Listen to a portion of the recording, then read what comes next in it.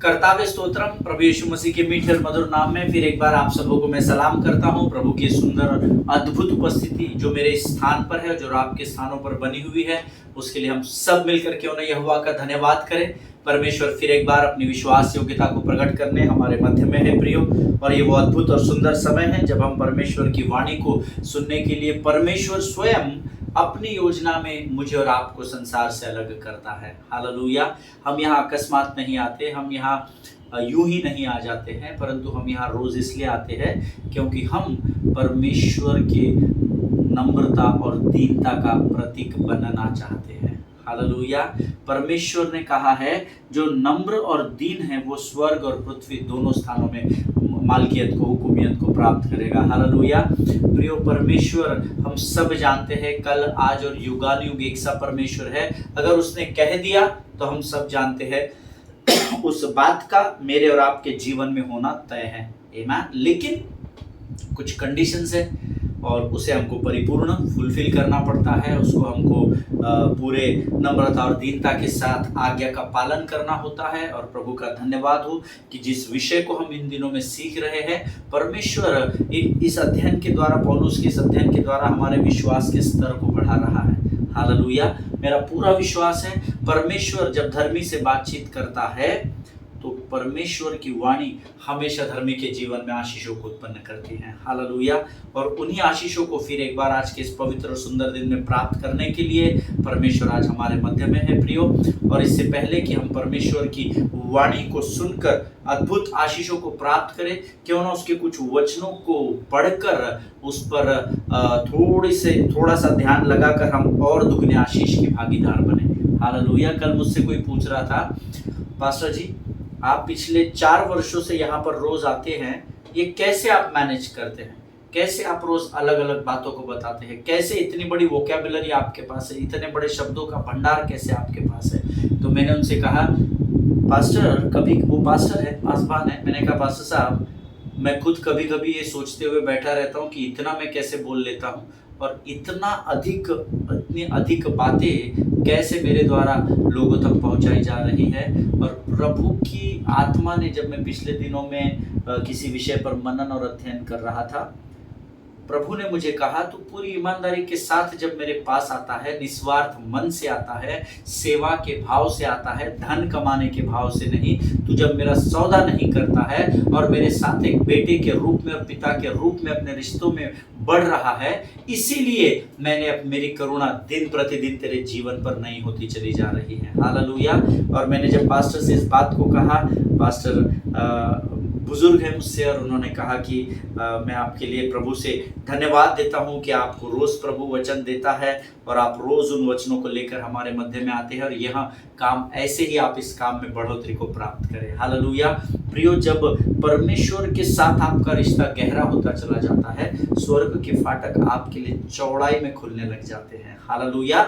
आज फिर एक बार स्वर्ग के फाटकों को खोलने के लिए स्वर्ग का परमेश्वर पवित्र आत्मा के रूप में हमारे और आपके स्थानों पर मौजूद है। इससे पहले कि हम अपने वाणी में आगे बढ़े, क्यों ना कुछ वचनों को पढ़कर हम प्रभु का धन्यवाद दें। कल भी हमने साम्स 92 पढ़ा था और मैं चाहता हूं कि आज भी हम साम्स 92 के कुछ वचनों को पढ़ें। और आज हमने पढ़ने के लिए जो वचन चुने हैं वो पाए जाते हैं भजन संहिता 92 उसके 8 से लेकर 15 वचन हम पढ़ेंगे।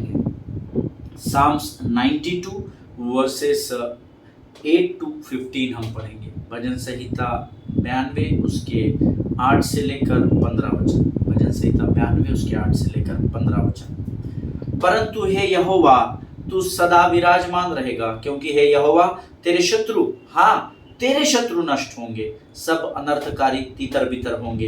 परंतु मेरा सिंह तूने जंगली सांड का सा ऊंचा किया है, मैं तट के तेल से चुपड़ा गया हूँ। मैं अपने शत्रुओं पर दृष्टि करके और उन कुकर्मियों का हाल जो मेरे विरुद्ध उठे थे सुनकर संतुष्ट हुआ। धर्मी लोग खजूर के समान फूलेंगे और लबानोन के देवदार के समान बढ़ते रहेंगे। वे यहोवा के भवन में रोपे जाकर हमारे परमेश्वर के आंगनों में फूले फलेंगे। वे पुराने होने पर भी फलते रहेंगे और रस भरे और लहलहाते रहेंगे, जिससे यहोवा प्रकट हो कि यहोवा सच्चा है।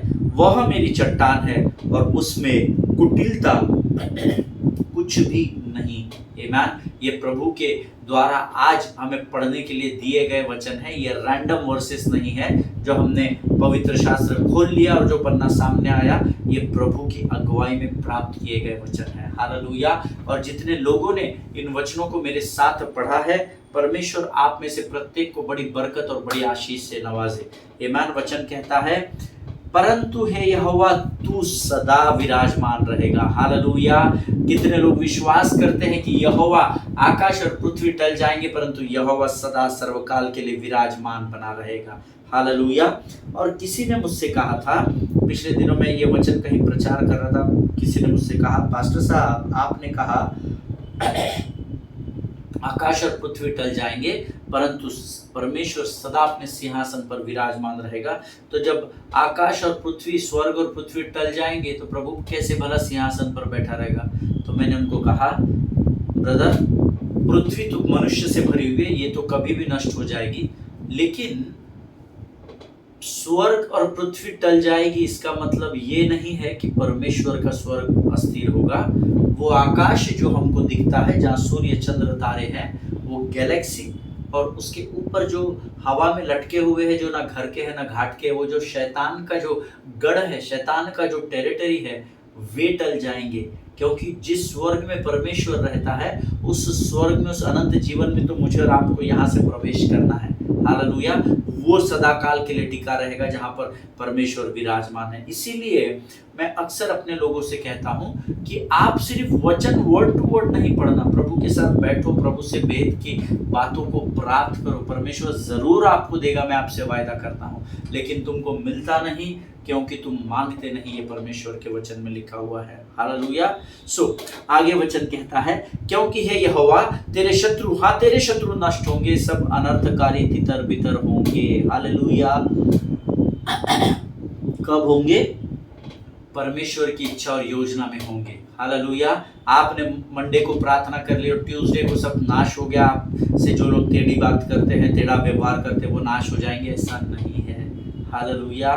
तेरे शत्रु, देखिए परमेश्वर का, पहली बात तो शैतान की इतनी औकात नहीं कि वो परमेश्वर का विरोध कर सके, पर क्या होता है, वो आपका और मेरा विरोधी है। पहला पतरस 5वां अध्याय 8वें वचन में योर एडवर्सरी डेविल ऐसा लिखा हुआ है। पहला पतरस 5वां अध्याय 8वां वचन, your adversary devil, God's adversary नहीं लिखा है, तुम्हारा विरोधी शैतान। तो एक्चुअली ये हमारा शत्रु है, परंतु क्योंकि परमेश्वर ने वायदा किया है युद्ध तुम्हारा नहीं युद्ध मेरा है, इसलिए क्योंकि प्रभु हमारी ओर है, ये परमेश्वर का शत्रु बन जाता है। पर एक्चुअली इसकी औकात परमेश्वर को काटने की, डसने की नहीं है, इसकी औकात ही नहीं है। आमीन। इसलिए ये वो जिनसे प्रेम करता है, अर्थात आप और मैं, उनके ऊपर ये अटैक करता है। लेकिन प्रभु का वायदा है कि सब अनर्थकारी तितर बितर होंगे। होंगे मतलब होंगे ही।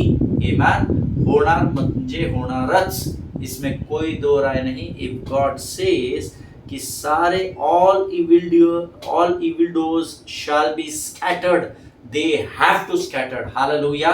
सारे आपके विरोधी को परमेश्वर तितर बितर करेगा, इस बात में टिके रहिएगा। हालेलुया। आगे वचन कहता है, परंतु मेरा सिंह तूने जंगली सांड का सा ऊंचा किया है, मैं तट के तेल से चुपड़ा गया हूँ। आमीन। जंगली सांड को कितने लोगों ने देखा है मुझे पता नहीं, ये ऊंचे सिंग होते हैं, उसके बड़े बड़े सिंग होते हैं। हालेलुया। वचन कहता है, परमेश्वर शत्रु के सामने तुम्हारे स्थान को ऊंचा करेगा और अभिषेक के तेल से, तट के तेल से चुपड़ा गया हूँ। You have poured over me fresh oil, ताजे अभिषेक से परमेश्वर मुझे और आपको भरता है। Hallelujah.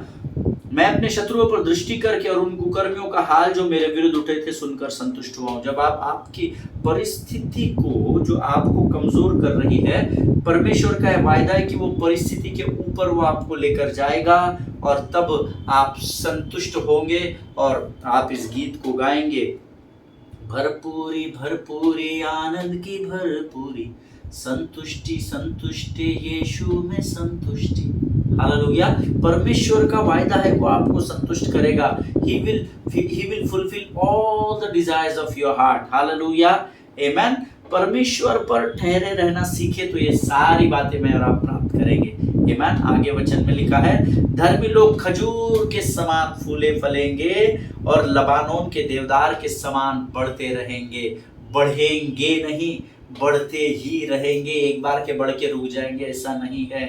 The blessings will keep on flowing day by day in our lives, amen। ये जो आशीषें है स्वर्ग की, ये मेरे और आपके जीवन में लगातार बढ़ती रहेगी, ऐसा वचन में लिखा है। हालेलुया, आमीन। धर्मी लोग खजूर के समान फूले फलेंगे। खजूर के पेड़ों को हमने सबने देखा है, ऊंचे पर विराजमान होते हैं, ऊंचे ऊंचे पेड़ होते हैं, आमीन। और परमेश्वर का वायदा है, जब आप उसके भय में, उसकी पवित्रता में बने रहेंगे, वो आपको ऊंचाई से ऊंचाई की ओर, अर्थात महिमा से महिमा की ओर लेकर बढ़ेगा। हालेलुया।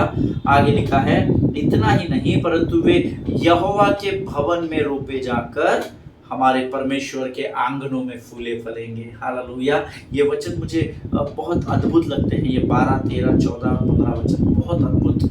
केवल हम भवन में रोपे नहीं जाएंगे, वो बीज के रूप में जब हम वहां पर पहुंचेंगे तो परमेश्वर की भय में जब हम बढ़ेंगे तो वो फूलेंगे और फलेंगे, ऐसा परमेश्वर का वायदा है। हालेलुया।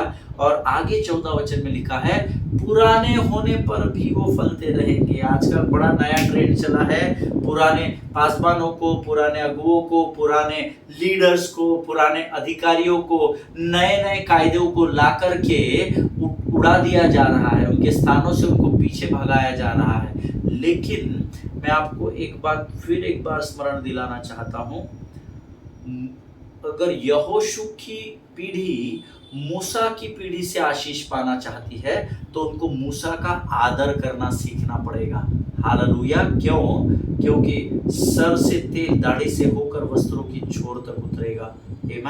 अगर आप अपने बड़े बुजुर्गों का आदर नहीं करेंगे तो फिर मुझे नहीं पता कि आप जब पुराने होंगे तो फलते रहेंगे या नहीं। क्योंकि प्रभु तो कहता है कि जो मेरे भवन में रोपा जाएगा वो लबानोन और देवदार के समान बढ़ते रहेंगे, और पुराने भी हो जाएंगे तो फलते रहेंगे और रस भरे और लहलहाते रहेंगे। हालेलुया, आमीन। ये उन लोगों के साथ संभव होगा जो प्रभु में टिके रहेंगे। हालेलुया, आमीन। आजकल क्या हो रहा है, ये जो पुराने हो रहे हैं ना, ये कमर्शियल प्रोफेशनलिज्म की ओर बढ़ रहे हैं। कमर्शियल धन किधर से आएगा, आमीन, ये उसमें बढ़ रहे हैं।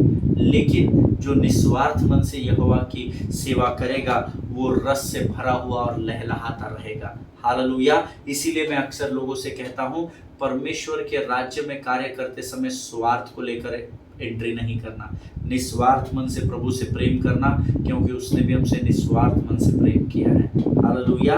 और आगे वचन लिखता है, जिससे यह प्रकट हो कि यहोवा सच्चा है, वह मेरी चट्टान है, और जिस परमेश्वर की मैं आराधना करता हूँ उसमें कोई भी कुटिलता प्राप्त पाई नहीं जाएगी। हालेलुया। परमेश्वर कुटिल नहीं है, परमेश्वर कुटिलता को खत्म करने इस पृथ्वी पर आया है। हालेलुया। प्रभु आपको इन वचनों को समझने में सहायता और मदद करे। जितनों ने मेरे साथ इन वचनों को पढ़ा है, परमेश्वर आप सबों को बड़ी बरकत दे, बड़ी आशीष दे, ऐसी मैं प्रभु से प्रार्थना करता हूँ। और ये समय है जब हम इन वचनों के लिए यहोवा का गुणानुवाद धन्यवाद करेंगे। आने वाले वचन जो हम प्राप्त करने वाले, उसके लिए हम प्रभु को समर्पित करेंगे अपने आप को। आइए हम प्रार्थना करेंगे। Thank you Jesus. धन्यवाद यीशु, धन्यवाद यीशु, धन्यवाद यीशु, धन्यवाद यीशु। आकाश और पृथ्वी को बनाने वाले महान और जीवित परमेश्वर, तेरी स्तुति करते हैं, तेरा धन्यवाद करते हैं पिता। प्रभु सचमुच तू महान और जीवित परमेश्वर, राजाओं का राजा, सेनाओं का असीम अनुग्रह उंडेलने वाला तू परमेश्वर है राजा। प्रभु जी, कल के जो वचन तू हम तक पहुंचाए थे, तूने पहुंचाए थे प्रभु, उसके लिए हम धन्यवाद देते हैं। बहुत सारी भेदों को तूने हम पर प्रकट किया, विश्वास करते हैं, और उससे अधिक आज तू हमें आगे लेकर बढ़ रहा है, ऐसा हम विश्वास करते हैं राजा। इन वचनों को जो अभी हमने पढ़े राजा, उसको पढ़ने के लिए जो शक्ति, सामर्थ और बल तूने हमें दिया, उसके लिए हम तेरा धन्यवाद देते हैं। आने वाले वचनों को ग्रहण करने के लिए लगने वाली स्वर्गीय बुद्धि और समझ से भरकर तैयार कर। जितने सुन रहे हैं प्रत्येक को आशीष दे। शत्रु की हर एक युक्ति योजनाओं का खंडन मैं अपने और अपने लोगों के जीवन से यीशु नासरी के नाम से करता हूँ परमेश्वर पिता। हम सब अपने आप को यीशु के लहू में सुरक्षित करते हैं। आगे के संपूर्ण समय को तुझे सौंपते हुए विनती को धन्यवाद के साथ हमारे उद्धारकर्ता जीवित परमेश्वर यीशु नासरी के मीठे और पवित्र नाम में मांगते हैं। सुन और बड़ी दया से ग्रहण कर। आमीन, आमीन। हालेलुया। फिर एक बार यीशु मसीह के नाम से आप सबको सलाम। प्रभु का मैं धन्यवाद देता हूं कि आप लोग फिर एक बार आज यहाँ पर उपस्थित है, ऐसा विश्वास करता हूं। कल हम कुछ बातें सुन रहे थे, मैंने आपको कल बताया था कि जब आप संसार के तूफानों से होकर गुजर रहे थे या गुजर रहे हैं, तो आपके विरोध में बहुत सारी बातें आपके कानों में सुनाई पड़ेगी। आमीन। मैं आपको आज बताऊंगा क्यों मैं इतने कॉन्फिडेंस इस बात को बोल रहा हूँ, वचन से प्रमाणित करूंगा। ऐसा आपका अनुभव भी रहा होगा और आप में से प्रत्येक व्यक्ति इस बात के लिए मेरे साथ सहमत होगा, वो भी जो तूफानों से गुजर चुके हैं और वो भी जो आज तूफानों में घिरे हुए हैं। उन आपके कानों में आपके परिवार के विरुद्ध, आपके कामों के विरुद्ध, आपके व्यवहार के विरुद्ध, आपके कलीसिया के विरुद्ध बहुत सारी बातें इन कानों में सुनाई देगी। बट मैंने आपको पहले ही बताया है, they are not dustbin that anybody will come and put garbage into it. Hallelujah. आपके कान कोई कूड़ादान नहीं है, कोई भी आएगा कचरा उसमें डाल देगा और गंदगी फैलाएगा। हालेलुया।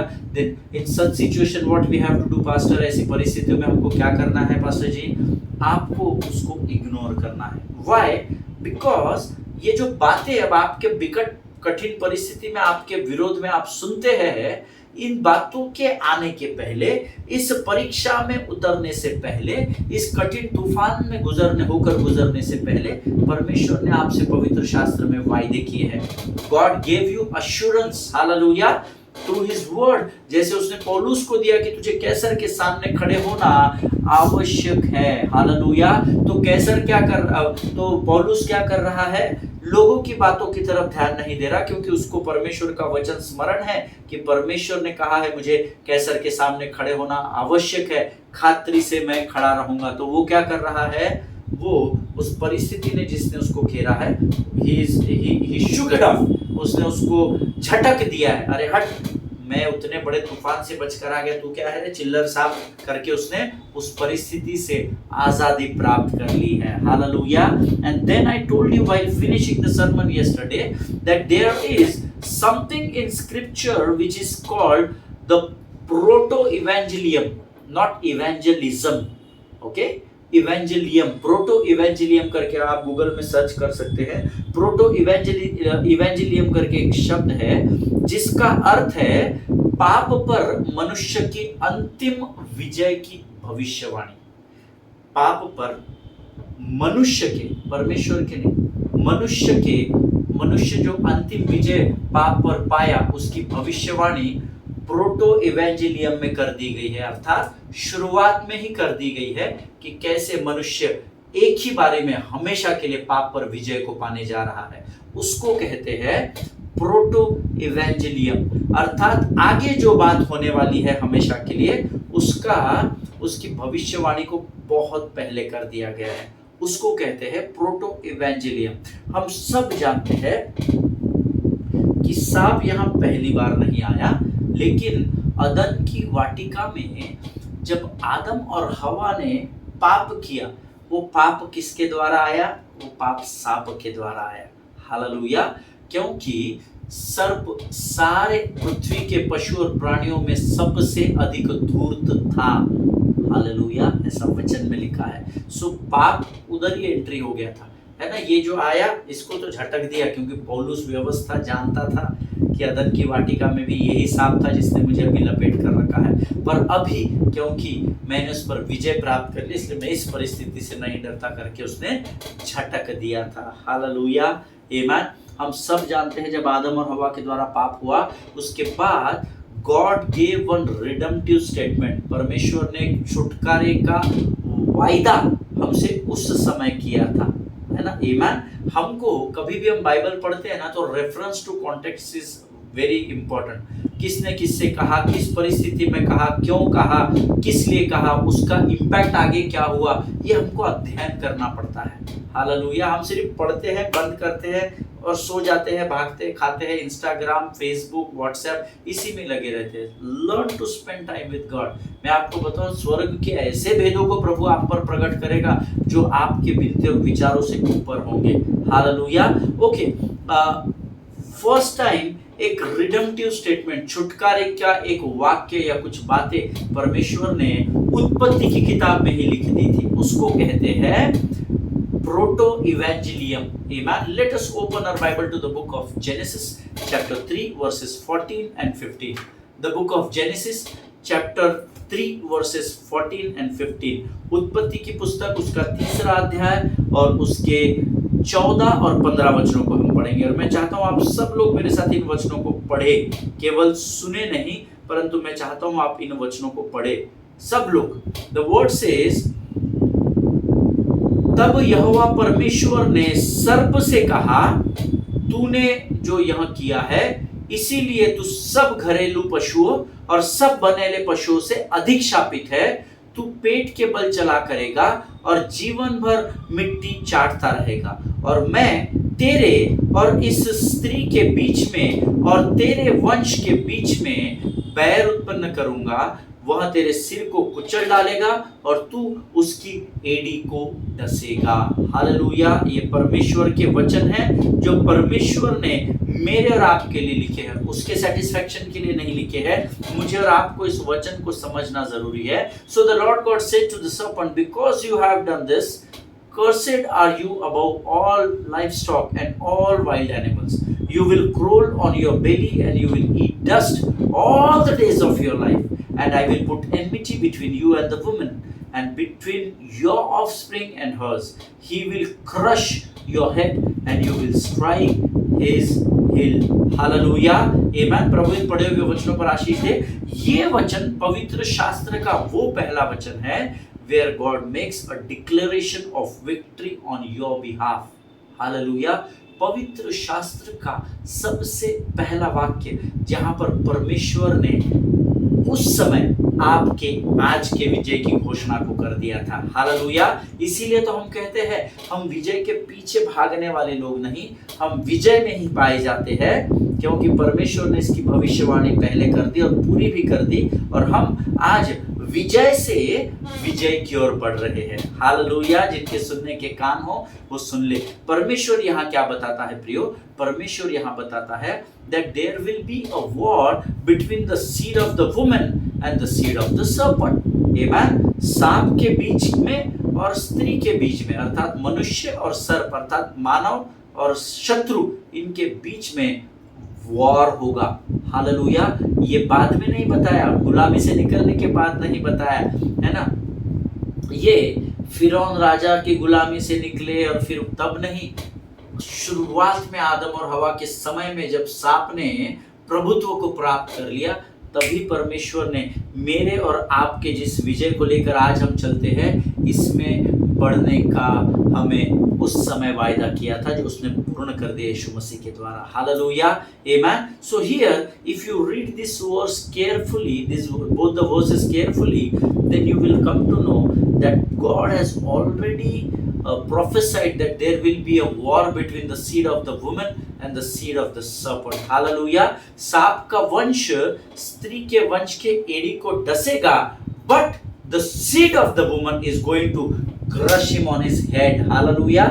वो तो आपके पांव को डसेगा, लेकिन स्त्री का वंश अर्थात स्त्री का जो बीज रहेगा, अर्थात आप और मैं, उसके सिर को कुचल डालेंगे। ये प्रभु ने उस समय हमसे वायदा किया था। हालेलुया।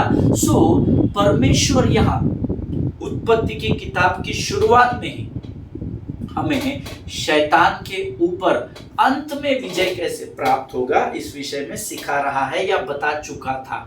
हालेलुया। पहले ही बता चुका था, फिर भी हम उसी में पड़े हुए हैं, फिर भी हम गुलामी में ही पड़े, हम गिव अप देने की कगार पर है, हम उदास निराश हताशा में ही जीवन को जी रहे, क्योंकि हमको लग रहा है हमें कब विजय प्राप्त हो गया। अरे आपको अब विजय प्राप्त नहीं हो गया, आप विजय में ही खड़े हैं। परमेश्वर ने उत्पत्ति की किताब में अनाउंस कर दिया है कि भले ही वो तेरी एड़ी को डसेगा, लेकिन मैं तुझे अधिकार देता हूं कि तू उसके सिर को कुचलने की सामर्थ को लेकर चलेगा। हालेलुया। और ये जो दो अलग अलग बीज है ना, the seed of the woman and the seed of the serpent. Amen. अर्थात स्त्री का वंश और सांप अर्थात शत्रु का वंश, ये पूरे पवित्र शास्त्र में यीशु मसीह की जनरेशन तक साथ साथ चलते पाए गए हैं। स्त्री का वंश, शत्रु का वंश, स्त्री का वंश बढ़ा, फिर शत्रु का वंश आया, फिर स्त्री का वंश बढ़ा, फिर शत्रु ने हावी हो गया, फिर स्त्री का वंश आया, फिर शत्रु उस पर हावी हो गया, फिर एक राजा आया, फिर उसको शत्रु ने हरा दिया, फिर दूसरा राजा आया, फिर उसको शत्रु ने, this was keep on going till Jesus Christ. Hallelujah. परमेश्वर अगम्य बुद्धि से को प्राप्त किया हुआ परमेश्वर है। परमेश्वर, इनफैक्ट मैं तो कहूंगा परमेश्वर ने बुद्धि को प्राप्त ही नहीं किया। बुद्धि तो मैं और आप मनुष्य प्राप्त करता है, परमेश्वर तो बुद्धि का उगम स्थान है। हालेलुया। यहोवा का भय मानना बुद्धि का आरंभ है। और बुद्धि कौन है? बुद्धि का नाम ही यीशु नासरी है। हालेलुया, आमीन। सो उत्पत्ति की किताब में प्रभु ने हमको शुरुआत में बता दिया कि अंत में मनुष्य कैसे the seed of the serpent पर विक्ट्री को प्राप्त करेगा, विजय को प्राप्त करेगा। हालेलुया। और ये दोनों, स्त्री का वंश, शत्रु का वंश, स्त्री का वंश, सांप का वंश, ये यीशु मसीह तक लगातार एक साथ आगे बढ़ते गए, ऐसा वचन में लिखा हुआ है।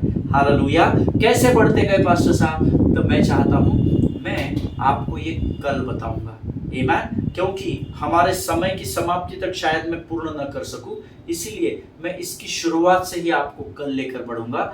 क्यों मैंने कहा that the seed of the women and the seed of the serpent, स्त्री का वंश और शत्रु का वंश कैसे यीशु मसीह तक पैरेलल एक साथ चलते गए। हर बार कैसे स्त्री के वंश पर शत्रु का वंश भारी होता गया, ये हम कल के अध्ययन में सीखेंगे। हालेलुया।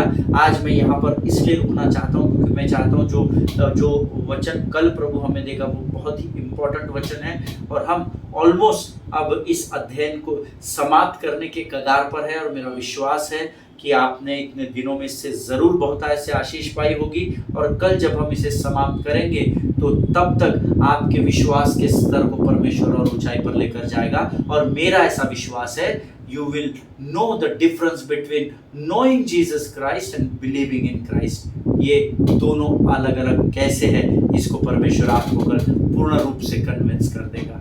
हालेलुया, आमीन। आज हम यहाँ पर समाप्त करेंगे। प्रभु के लोगों, प्रभु का धन्यवाद दे। परमेश्वर पिछले 10, 12, 15 दिनों से लगातार हमारे बीच में आ रहा है, और बार बार वो इस अध्ययन को हमें सिखा रहा है कि मुझे जानना और मुझ पर विश्वास करना, ये दोनों अलग अलग बातें हैं, अलग अलग विषय हैं। हालेलुया। परमेश्वर अद्भुत रीति से हमारे मध्य में इन वचनों के द्वारा कार्य कर रहा है, इसलिए क्यों ना हम इस अद्भुत और सुंदर समय के लिए जो परमेश्वर मेरे और आपके जीवन में लेकर आया है, हम यहोवा का धन्यवाद क्यों ना करें। हालेलुया। मेरे और आपके पास अनगिनत कारण है, अनगिनत कारण यहोवा को धन्यवाद देने के लिए। देखिए, शुरुआत में उस जंगल में, अदन की वाटिका में ही परमेश्वर ने कहा कि क्योंकि तू धूर्त है, तूने पाप किया, तूने गलत किया मेरे लोगों के साथ, इसलिए तू तो एड़ी पर ही टिका रहेगा, मतलब जीवन भर तो इनके पाँव में ही पड़ा रहेगा। पर उसने मुझे और आपको अधिकार दिया कि हम ये सांप जब भी जमीन से अपनी औकात से ऊपर उठ जाए तो इसके ऊपर कैसे हमको अधिकार से इसके सिर को कुचलना है, वो अधिकार मुझे और आपको परमेश्वर ने यीशु के नाम में दे दिया है। हालेलुया। सो क्यों ना उस अधिकार को हम अपने हाथों में ले, और जिस तूफान से इस समय आप और मैं गुजर रहे हैं, उस तूफान पर खड़े हो जाए, क्योंकि अब जबकि परिस्थिति ने आपके जीवन में जमीन से औकात से उठकर फन को उठाया है, क्यों ना हम यीशु के नाम से उस फन को कुचल डालें। हालेलुया। आइए आज हम इस अध्ययन को समाप्त करते समय हम अपने धन्यवाद के बलिदान की प्रार्थनाओं को परमेश्वर को इन अद्भुत वचनों के लिए समर्पण करें। Let us pray.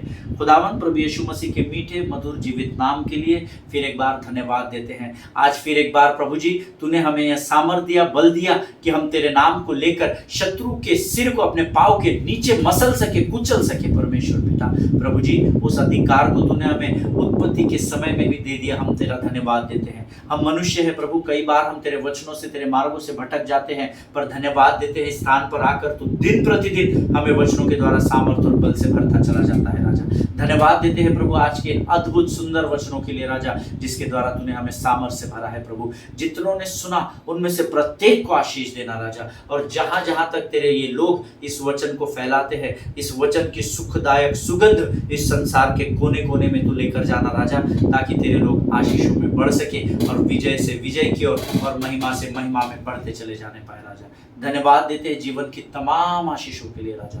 सारी बातों में प्रभु महिमा तुझको देते हैं।